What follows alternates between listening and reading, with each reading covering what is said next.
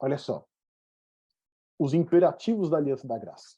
Outra, né, questão aqui que muitas pessoas entendem errado, né? Achar que agora estamos debaixo da graça, não temos mais que cumprir a lei. Mas quando a gente vai para o Novo Testamento, a gente vai ver que tem vários imperativos ali dessa aliança da graça, que é o quê? Comandos, ordenanças que nós precisamos cumprir. Então, se a gente pega apenas o Sermão do Monte, olha o que Cristo diz para nós. Quer dizer, né, vou primeiro citar aqui o primeiro e o segundo mandamento, depois só as questões do Sermão do Monte. Olha só. Amar ao Senhor teu Deus de todo o teu coração e amar o teu próximo como a ti mesmo. Isso aqui é uma ordenança. É um imperativo. Você tem que fazer isso. Tá certo? Ah, mas eu estou debaixo da graça. Mas você tem que amar o próximo como a ti mesmo. Depois, não falar mal do próximo. Isso é um imperativo. Você não deve falar mal do outro. Você não deve olhar com impureza para alguém do sexo oposto. Você tem que dar a outra face. Isso aqui é imperativo. Se alguém te fez mal, você tem que dar a outra face. Não é descontar na mesma moeda. Você tem que aceitar o prejuízo. Se você emprestou para alguém e a pessoa não te pagou, aceita o prejuízo. Tá certo? Depois, você tem que amar o seu inimigo e orar por aqueles que te perseguem. Olha só, isso aqui tudo está debaixo da aliança da graça. São ordenanças, são imperativos que nós temos que cumprir. Amar os nossos inimigos e orar por aqueles que nos perseguem. Isso aqui só falando do Sermão do Monte, mas se a gente vai por todo o Novo Testamento, você vai ter lá, ó, Paulo ele vai dizer, não se conforme com o mundo, ou seja, não se amoldem ao mundo, em tudo isso, tá certo? No palavreado, na maneira de vestir, na maneira de agir, de se comportar, etc. Tudo. Depois, não deixem de congregar, imperativo. Mulheres, sejam submissas ao marido. Marido, amem suas esposas. Filhos, obedecei a vossos pais. Pais, não provoqueis vossos filhos. Servos, obedecei ao vosso Senhor. Senhores, tratai os servos com boa vontade. E ali a gente tem em 1 Pedro, sejam santos. Ou seja, tudo isso são imperativos da aliança da graça. E como que a pessoa pode achar que ela está debaixo da graça agora, ela não precisa obedecer nada? Ela não tem que cumprir lei nenhuma, tá certo? Se nós olharmos a fundo, a aliança da graça ela é ainda mais exigente do que simplesmente os cumprimentos rituais exteriores. Elas exigem muito mais de nós. E aqui a gente percebe que esses imperativos é o que Cristo disse. Se a vossa justiça, ou seja, se o cumprimento da lei de vocês não excederem muito a dos escribas e dos fariseus. Tá certo? É uma obediência o quê? Pela letra da lei? Não. Mas pelo espírito da lei. E essa obediência ela só pode ser alcançada através de um coração renovado, de uma mente renovada, de uma vida renovada pelo poder do Espírito Santo habitando no crente, certo? E essa obediência toda também é pela fé. Quando a gente avança no Novo Testamento, eu vou trazer aqui 3 exemplos, mas esses exemplos também podem ser identificados em outras epístolas, tá? Então, por exemplo, aqui eu trouxe o exemplo para a gente de Romanos, a Efésios e a primeira carta de Pedro. Mas você consegue observar isso também em Colossenses, você consegue observar isso também na primeira carta de João, tá bom? Então, olha o que diz ali pra gente, ó. Em Romanos, a gente percebe que a partir do capítulo 12 começam as exortações éticas, morais do cristão, tá bom? Então, Paulo vai dizer, ó, não vos conformeis com este século, tá certo? Mas transformai-vos pela renovação da vossa mente. Depois, lá no verso 9, ele vai dizer, o amor seja sem hipocrisia, detestai o mal, apegando-vos ao bem. Depois ele vai dizer no verso 10: amai-vos cordialmente uns aos outros com amor fraternal, preferindo-vos em honra uns aos outros, ou seja, colocando o meu irmão num lugar de honra maior do que o meu, tá certo? Exaltando ele mais do que a mim. Depois ele vai dizer em Romanos 13, verso 1: todo homem esteja sujeito às autoridades superiores, porque não há autoridade que não proceda de Deus. E as autoridades que existem foram por ele instituídas. Romanos 13, verso 8: a ninguém fiqueis devendo coisa alguma, exceto o amor com que vos ameis uns aos outros, pois quem ama o próximo tem cumprido a lei. Então, Paulo ele vem com uma série de exortações aqui, que a gente pode entender que são o quê? É a vida cristã, é o processo de santificação, tá certo? Amem ao outro, né? Sejam submissos às autoridades, né? O amor seja sem hipocrisia, tenham os outros em questão de honra a mais do que a nós mesmos. Então ele vem com uma ética moral aqui, uma ética cristã, que são imperativos para nós. Nós temos que cumprir isso, tá certo? Nós temos, como cristãos, que cumprir aquilo que está escrito. Lá em Efésios, Ele também vai dizer, lá no capítulo 5, né? As mulheres sejam submissas ao seu próprio marido como ao Senhor. Depois, no verso 25, maridos, amai vossa mulher como também Cristo amou a igreja e a si mesmo se entregou por ela. Depois ele repete a ideia de que filhos, obedecei aos vossos pais no Senhor, pois isto é justo. E vós, pais, não provoqueis vossos filhos a ira, mas criai-os na disciplina, na admoestação do Senhor. Quanto a vós outros servos, obedecei a vosso Senhor segundo a carne, com temor e tremor, na sinceridade de vosso coração, como a Cristo. E vós, senhores, de igual modo procedei para com eles, deixando as ameaças, sabendo que o Senhor, tanto deles como vosso, está nos céus e que para com ele não há acepção de pessoas. Então, de novo, vários imperativos, várias exortações do que? Do viver cristão. Tá certo? Você tem que cumprir algumas coisas, você tem que viver de uma determinada maneira. Em 1 Pedro, ele vai repetir ideias muito semelhantes também. Ele vai falar lá, ó, sujeitai-vos a toda instituição humana por causa do Senhor, quer seja o rei como soberano, ou como as autoridades, etc. Depois, tratai todos com honra, amai os irmãos, temei a Deus, honrai ao rei. Vai dizer, servos, sede submissos com todo o temor ao vosso Senhor, não somente se for bom e cordato, mas também ao perverso. E vós, pais, não provoqueis vossos filhos a ira, mas criai-os na disciplina e na admoestação do Senhor. Parece até uma cópia, né? Um de um para o outro. Mas eles vão se repetindo ao longo das epístolas. Em 1 Pedro 3, capítulo 1, ó, de novo, mulheres, sede vós igualmente submissas ao vosso próprio marido. As mulheres gostam desse verso, né? Para que ele, se ele ainda não obedece à palavra, seja ganho sem palavra alguma por meio do procedimento de sua esposa. Depois vai dizer, maridos, vós igualmente vivei a vida comum do lar, com discernimento, e tendo consideração para com a vossa mulher como a parte mais frágil, tratai-a com dignidade, porque sois juntamente herdeiros da mesma graça de vida, para que não se interrompam as vossas orações. Então, todas essas exortações, todos esses imperativos, são, vamos dizer assim, mandamentos que o cristão ele precisa cumprir. E faz parte da santificação do cristão, tá bom? Só que a gente tem que lembrar aqui que todos esses textos que nós colocamos aqui, só para exemplificar, são cartas. E a carta, ela segue uma lógica, ela segue um fluxo, tá certo? Ela tem saudação, depois ela tem o seu conteúdo e depois ela tem conclusão. E o que a gente observa aqui nessas cartas apostólicas é que todas essas exortações de como viver uma vida de justiça, elas estão no final da carta, tá certo? São recomendações finais, lembrando os cristãos como que eles têm que viver a vida enquanto eles estão aqui na Terra. É uma lembrança para eles. Mas por que que isso, tudo que é dito, faça isso, faça aquilo outro, haja dessa maneira, cumpra isso, está no final? Lembra, a carta ela segue um fluxo lógico. Se eles estão no final, é porque lá no começo foi dado o fundamento pelo qual o cristão deve viver dessa maneira. E quando a gente olha o fundamento que foi colocado no princípio de cada uma dessas epístolas, olha o que está escrito lá. Vamos ler aqui, ó. Romanos 1, 16, 17. Lê pra gente, Pretinha, Romanos 1? Eu vou separar aqui Efésios. Romanos capítulo 1, versos 16 e 17. Por que que o cristão, ele tem que viver dessa maneira, não se conformar com este século? Por que que o amor tem que ser hipocrisia? Como que ele consegue cumprir todas essas coisas? Olha o fundamento que está lá em Romanos. Porque não me envergonho do Evangelho, porque é o poder de Deus para a salvação de todo o que crê, primeiro do judeu e também do grego, visto que a justiça de Deus se revela no Evangelho, de fé em fé, como está escrito, o justo viverá por fé. Então, Paulo, no princípio da carta dos Romanos, ele fundamenta tudo que ele vai escrever depois. Qual que é o fundamento de tudo isso que ele escreveu na carta de Romanos? E qual que é o fundamento para que nós cheguemos a cumprir isso tudo que está aqui escrito? Porque não me envergonho do evangelho, porque o evangelho é o poder de Deus para a salvação tanto de judeus quanto dos gentios. Tá certo? Então, ele não se envergonha o quê? Do evangelho. O que é o evangelho? É a boa nova de que Cristo morreu no nosso lugar, de que Cristo nos justificou. E essa morte expiatória do Salvador é o poder de Deus para a nossa salvação.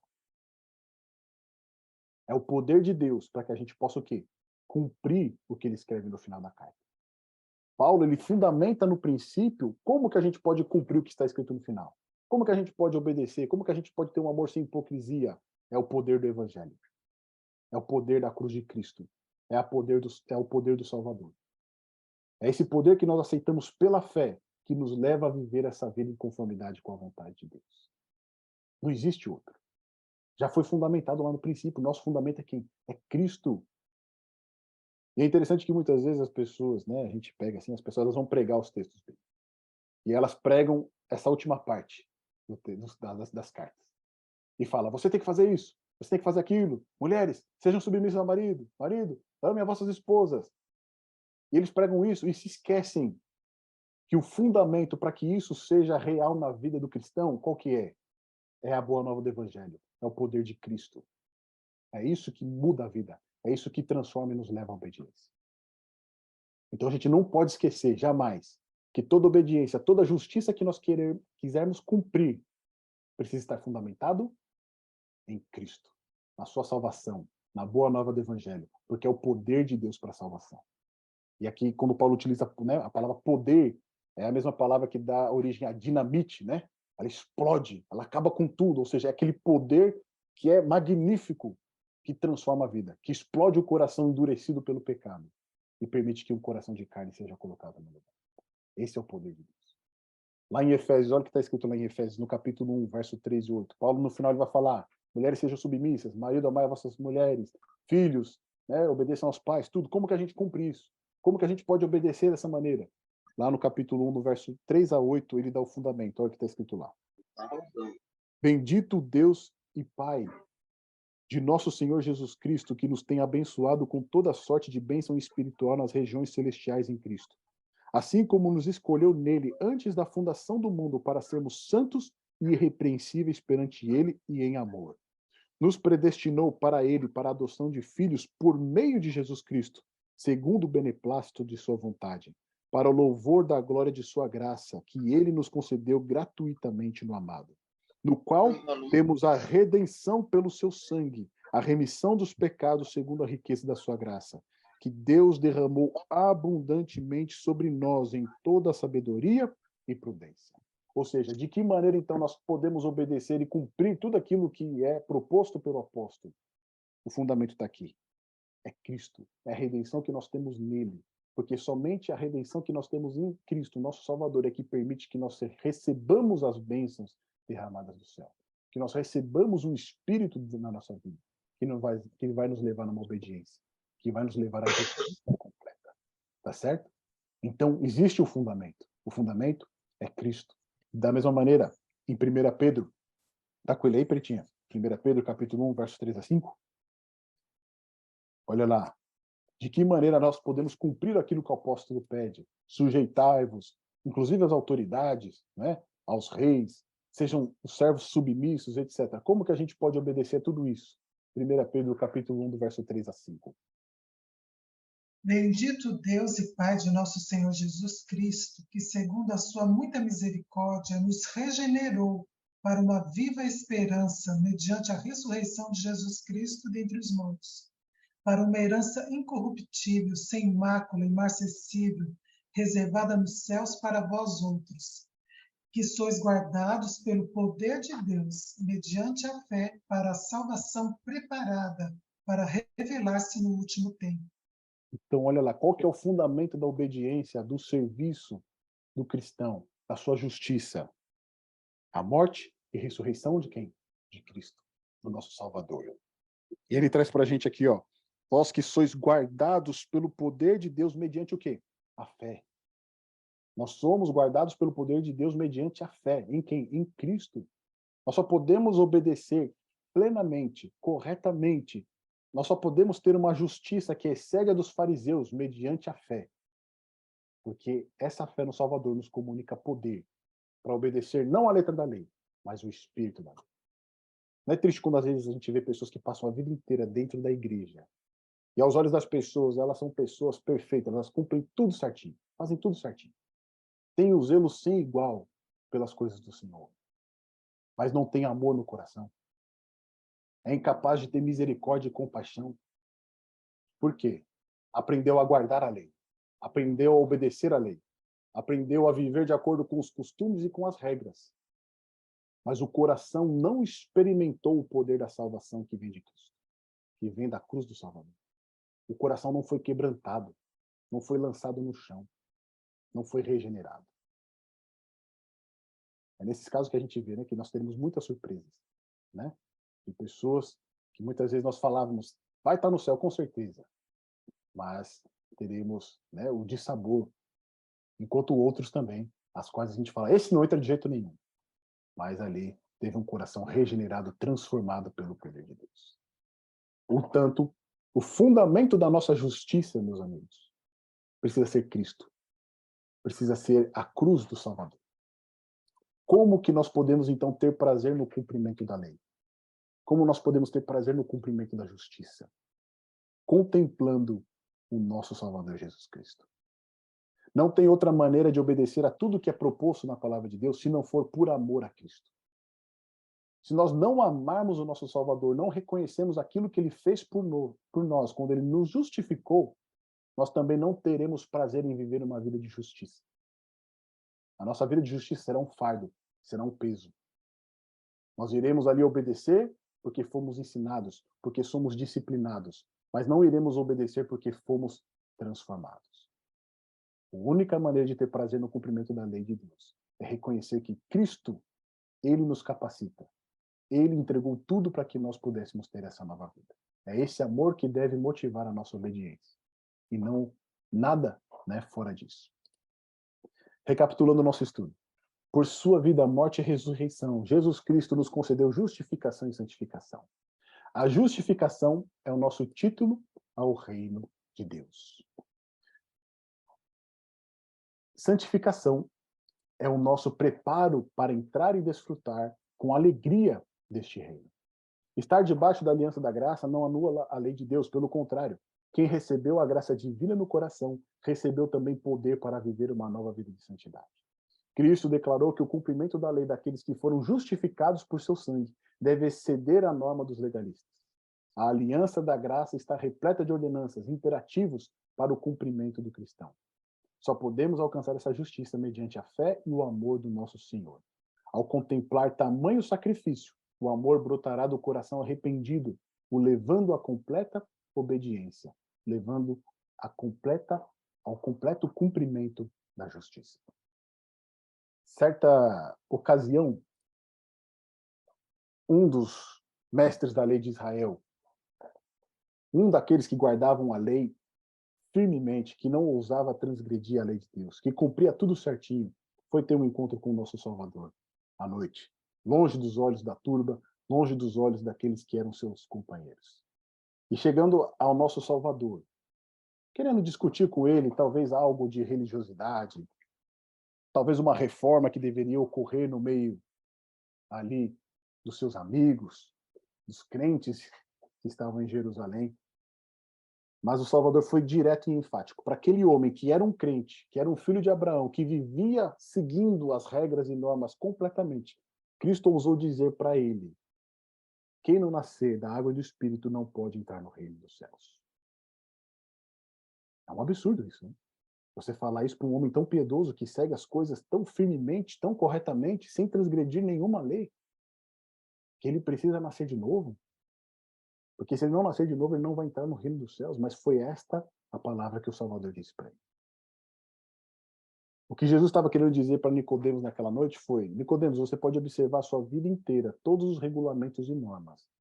Você pode achar que você cumpre a lei, a letra da lei, piamente, mandamento por mandamento.